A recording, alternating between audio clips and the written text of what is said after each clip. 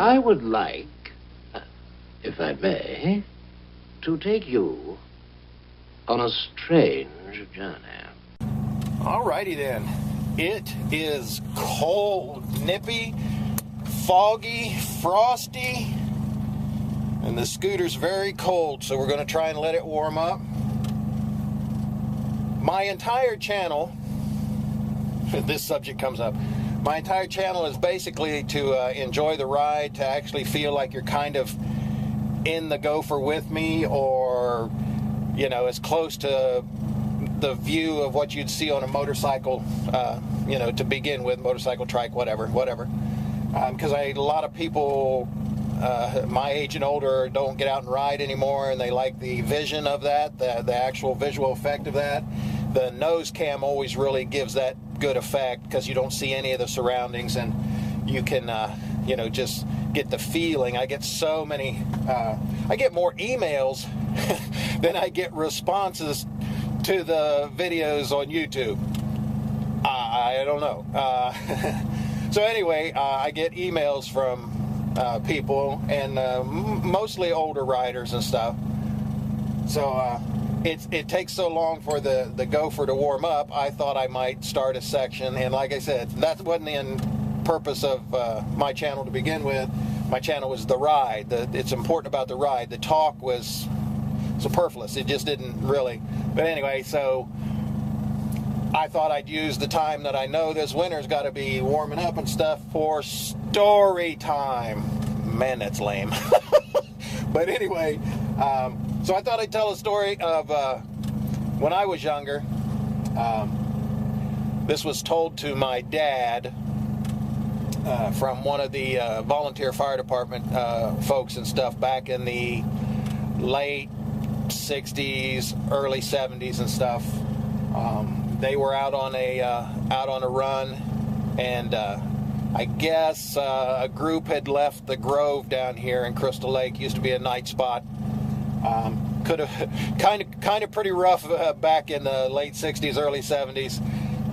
It's right across the street from the old the biker bar, Pat and Martha's. It's like an icon. We actually live in Pat and Martha's old cottage now. So before this was built into a house, it used to be a cottage. You know, this is all basically was a retreat type area back then.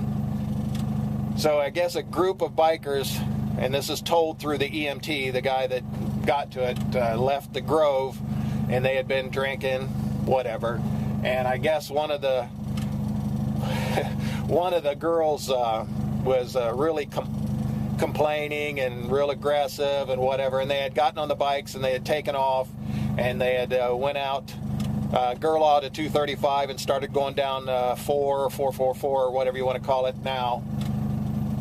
And at that time it was all concrete. There was no asphalt, there was no tarmac. It was fresh paved, fresh laid concrete, nice, flat and smooth. It was a real cool thing to run from here into Dayton. I don't know the group that they were. I don't know whether they were associated with anybody. I don't know. It doesn't really matter, I guess, to the story. So getting going down there, and it was I think it was 65, 70 mile an hour back then, if not 75. They were flying down through there, and the EMT, they got a call to go down there that somebody had gone off a bike and was in real bad shape, so they went down there. So they got down there, and they found this girl, and she had supposedly come off the back of the bike. The EMT said, telling the story, he wasn't sure, because when he got there, she was bitching and complaining and stuff like that, really drunk, so she wasn't really registering all the pain she should have been registering, but she was bitching and complaining and groaning and whatever, and he doesn't know whether or not she fell off the back or got shoved or nudged off the back. But when they got there, she was there, and they rolled her over, and they were pouring saline on all the road rash and everything, and they would sponge her down, and they had her rolled over on her side stomach, and she kept trying to cover herself back up, and side stomach, cover herself back up.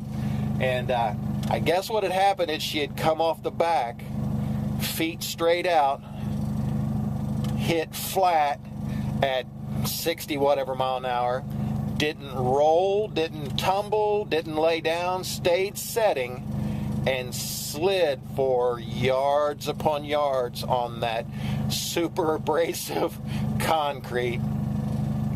And when they got there, they were trying to clean and debris and get the bleeding stopped and so forth. And she kept throwing them and pushing them away and covering her butt up and pushing them away, covering her butt up. And she said, "You guys quit looking at my butt." He said, "Woman, you ain't got no butt." I guess it just wore it flat to the hip bones and tailbone. And that's the story. Kind of gross, but that's where we're starting with story time. So, don't drink and ride, or don't be a bitch. Moral of the story. Let's see if we can actually see anything through the window yet, and let's get into work. Let's ride.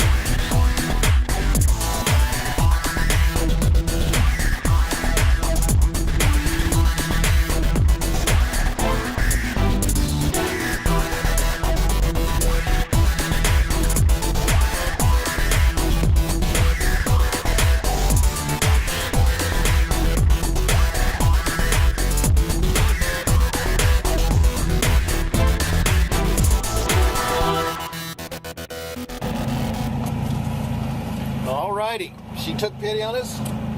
Let us get our ride in today so we can go to work. Again, I hope you enjoyed story time, but we'll see how that works. We'll see the response on that. But you guys can email me. Check out the credits at the end and like and subscribe, or let me know what's going on. But you can make comments too. See ya! Damn, that was annoying.